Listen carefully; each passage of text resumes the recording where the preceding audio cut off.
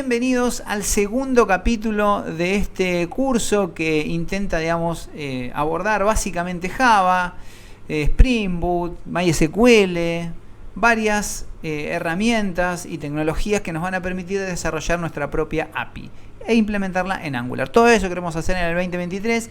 Tenemos que comenzar por algún lado, tenemos que comenzar por Java y tenemos que comenzar conociendo qué es Java, cuál es su historia, dónde se desarrolló. Bueno, el desarrollo de Java fue allá por el año 1995.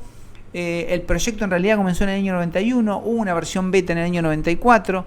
Estaba pensado, para tarjetas inteligentes, electrodomésticos, sintonizadores de TV. Y el grupo estaba liderado por James Gosling, que llegó a ser vicepresidente de Sun Microsystems, empleado de Google. Una persona doctorada, en las ciencias de la computación y que podríamos decir que es el padre de Java, ¿no? Este grupo igualmente estaba integrado por 13 personas y Java como lenguaje de programación fue basado en C++. Y es más, podríamos decir que el primer nombre del proyecto era C++, con 4 más. Pero bueno, el nombre fue mutando de Robles, OAC. Finalmente se quedaron con el nombre Java porque hubo unos problemas con algunas empresas que reclamaban algunos de estos nombres mencionados anteriormente. Y entonces, por cuestiones legales le pusieron Java, que tenía que ver con un café donde se juntaban, por eso aparece siempre el café dando vuelta, donde se juntaban ellos seguramente a discutir y a trabajar. Y obviamente tenía que ver con la isla de Java. Pero como fíjense que al final les pongo que fue lanzado públicamente y oficialmente, por más allá de la versión beta, etcétera, recién en el año 96, con soporte web para un navegador que se llamaba Hot Java, que estaba, basado en Java. No fue muy conocido ni muy utilizado, pero ellos también tenían su propio navegador. Después, en el año 98, aparecen las primeras versiones de Java Enterprise Edition y Java 2 y toda la historia de las diferentes actualizaciones, etcétera, y diferentes herramientas y versiones que fueron apareciendo a lo largo del tiempo, ¿sí? Es importante destacar esta idea. Obviamente la idea de Gosling, del padre, de Java, era que creo que también es algo que hoy también sucede, con otras tecnologías, es tratar de que el lenguaje fuese multiplataforma. ¿Qué quiere decir esto? Lo que decía Gosling era que había que escríbelo una vez y ejecútalo donde quieras. Y para eso está el concepto de la máquina virtual de Java, ¿sí? Ese es el concepto que hace posible que lo que escribamos en Java, que el lenguaje sea independiente del sistema operativo. Y que el que se encargue, de interpretar lo que nosotros escribimos en Java, sea la máquina virtual de Java. Por eso, como les decía en el primer capítulo, es muy importante instalar, todas la librería de JDK para poder tener nuestra máquina virtual y para que nuestras aplicaciones la podamos ejecutar en nuestro entorno de desarrollo. ¿Sí? Un poco lo que le dije recién, lenguaje independiente del sistema operativo, ese es el objetivo. Hoy en día también existen otros híbridos que intentan, deployar, crear aplicaciones para diferentes market, app Store, Play Store, hay herramientas hoy, entonces no tiene nada que ver con esto, pero es Ionic, es React Native, Flutter, herramientas que también tienen este mismo, lo menciono por esto, porque tienen esta misma filosofía de tratar de que su lenguaje se pueda ejecutar independientemente de la plataforma, ¿no? En este caso es distinto que el otro, pero la idea básica es la misma. Bien,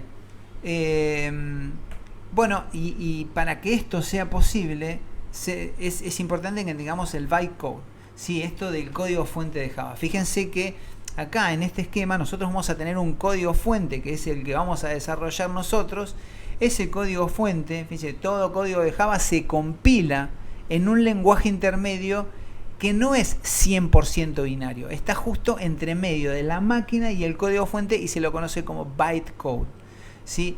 Ese es podríamos decir que el bytecode es el que se encarga de llevarle a las máquinas virtuales, independientemente del sistema operativo, la información que necesitan para que la aplicación funcione.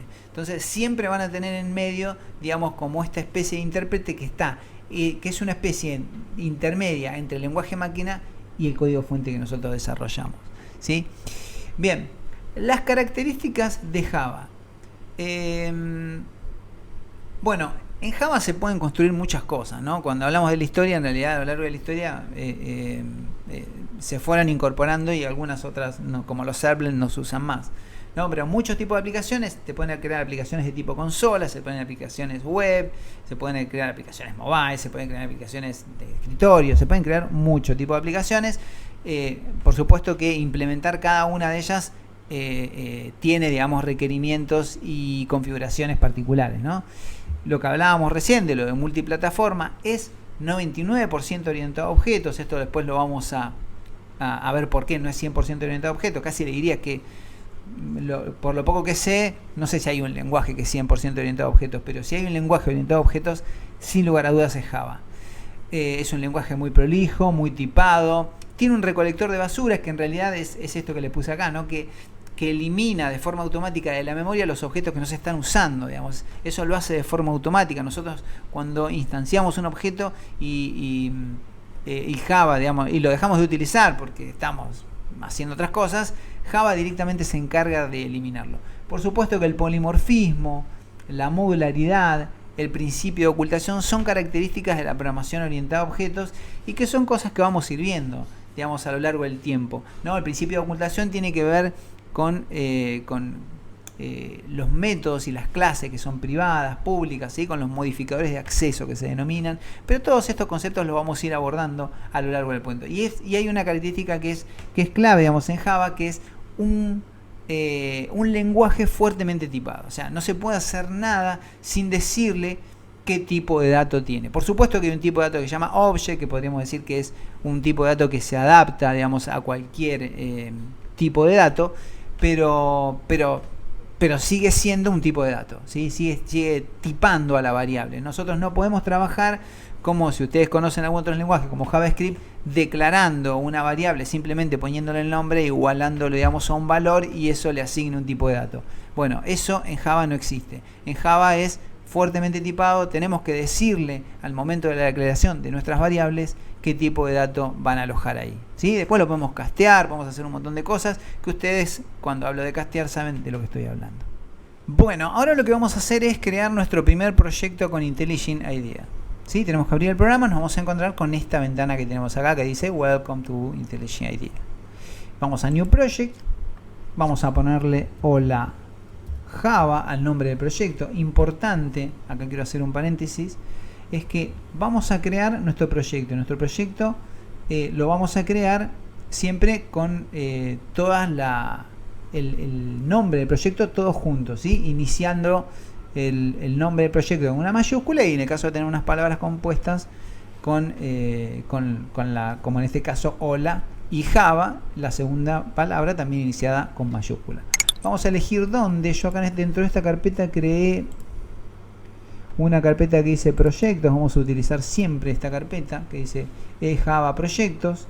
Podemos crear un repositorio de Git, esto no lo vamos a hacer ahora. Tenemos que elegir acá si queremos trabajar con Kotlin, Maven. Bueno, nosotros vamos a trabajar con Java y con IntelliJ. Y acá tenemos nuestra versión de JDK que tiene que estar obviamente seleccionada y obviamente instalada, ¿sí? Como lo vimos en el primer capítulo. Vamos a crear y esperamos unos segunditos hasta que cree el proyecto. Tarda, rápidamente lo crea.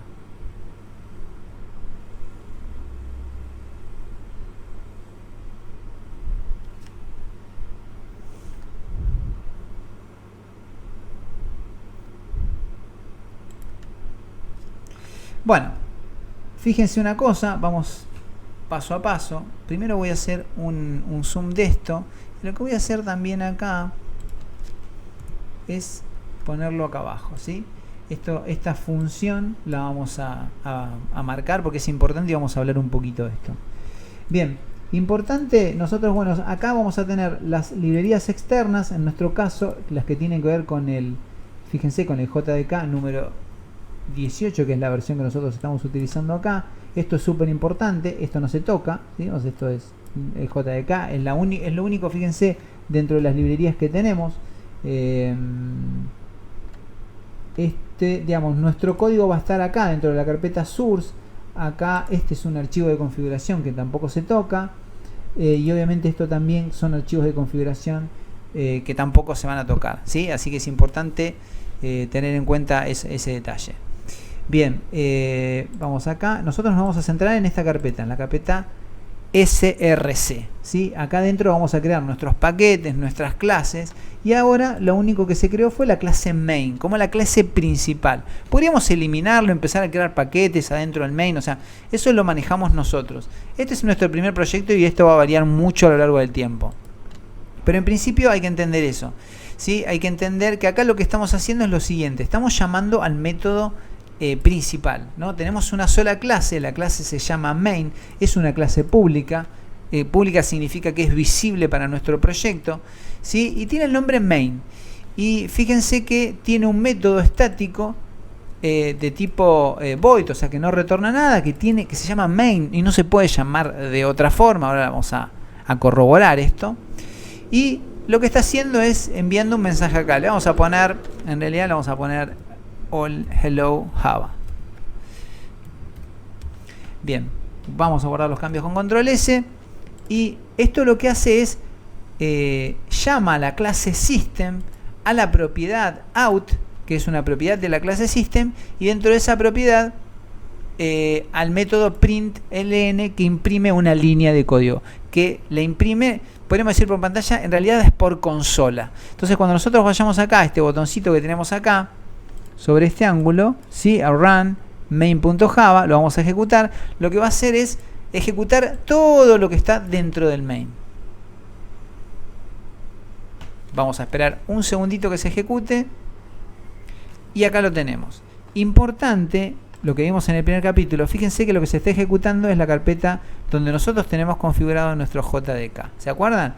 Archivos de programa, Java, JDK 18, bin, y acá hay un java.exe. Esto es lo que hace posible la ejecución de nuestra consola y de lo que nosotros imprimamos ahí adentro. Importante, se tiene que llamar main este método. Fíjense una cosa, le voy a cambiar el nombre y le voy a poner main2. Fíjense que automáticamente cuando hago eso, lo voy a eliminar, acá, presten atención a este detalle, se elimina la posibilidad de ejecutar. No puedo ejecutar si no tengo un main. Fíjense que esto aparece en verde, y que cuando yo escriba acá 2 o lo que sea, desaparece. No puedo ejecutar este código. Sí o sí, la clase principal tiene que haber un método main que convoque a las otras clases, a los otros archivos, dentro de los otros paquetes, bla, bla, bla, bla. Es importante entender la importancia del main, ¿sí? Todo lo que esté acá adentro es todo lo que se va a ejecutar, ¿sí?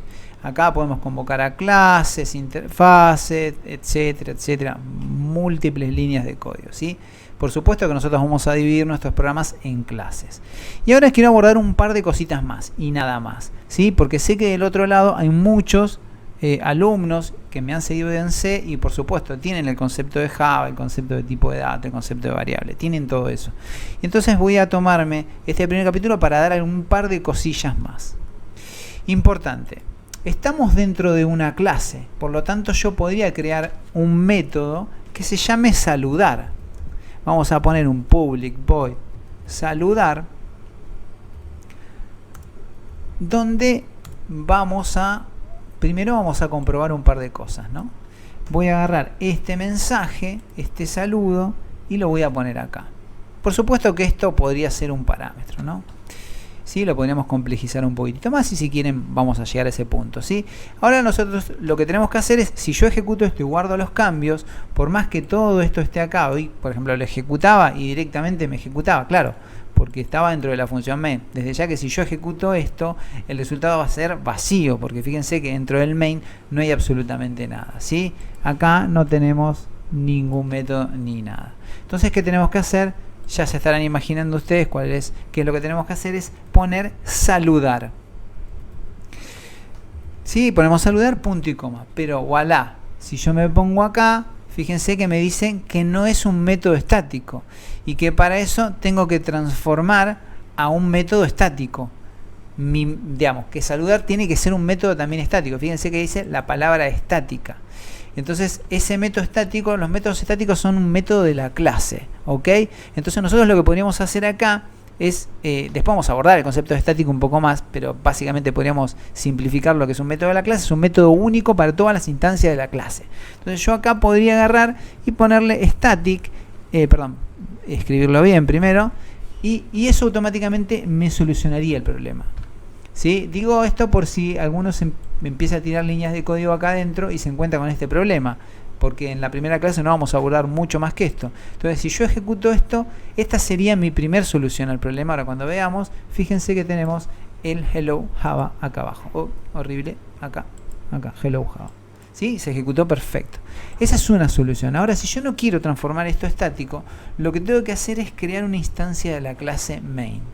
Yo estoy dentro de la clase main. Entonces, desde acá, lo que tengo que hacer es algo muy simple, que es decir que main es igual a nombre de la clase. Vamos a ponerle m porque tenemos un método que se llama main, así que ahí me va a generar algún problema. Le ponemos el new, vamos a poner main, que es el constructor de la clase, y después vamos a borrar todo esto y creamos nuestra clase main, ¿sí? Creamos un objeto de tipo clase main. Entonces ese objeto después ponemos m.saludar, guardamos los cambios y esto, independientemente de que este método sea estático o no, ya me soluciona ese problema que también lo podíamos solucionar de esta segunda forma, ¿sí? Ahora vamos a ejecutarlo, a ver si tenemos algún error. Entiendo que no. Se ejecutó perfecto, ¿sí? Esto es lo primero que quiero que vean, ¿sí? Si por ahí ustedes quieren complejizar esto un poquitito más y quieren ver los tipos de datos, que seguramente es donde vamos a arrancar la próxima clase, podríamos crear un string acá que se llame mensaje. Podríamos agarrar acá punto y coma, podríamos acá al método decirle que va a recibir un mensaje y podríamos acá hacer un return de un string, ¿sí? o no necesariamente. Podríamos acá poner directamente que reciba un mensaje. Entonces esto podríamos poner acá mensaje directamente y al método saludar ponerle el mensaje, digamos, que nosotros queremos enviar aquí. El error que me está tirando acá es porque eliminé la palabra void, y también lo podríamos manejar de esta forma, ¿sí?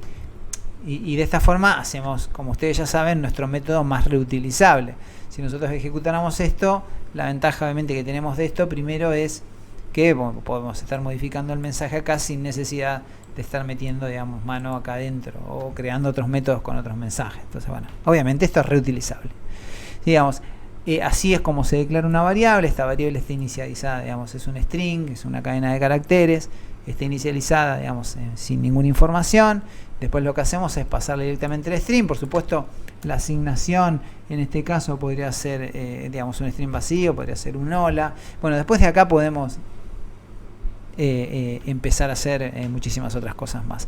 Bueno, la idea de este primer capítulo me parece suficiente con todo lo que vimos de Java, que es importante que tengan en cuenta esto de la máquina virtual, que es conceptual y que es súper importante, podemos decir como lo más importante de la clase, y obviamente cómo crear un proyecto, cómo declarar una variable, crear un pequeño método.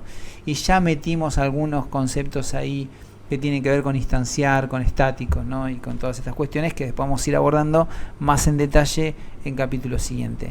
Les recuerdo de suscribirse al canal, de dar clic en la campanita y de estar atento a los próximos episodios que vamos a ir subiendo, y también vamos a ir subiendo el nivel de complejidad de los proyectos. Saludos a todas y a todos, hasta la próxima.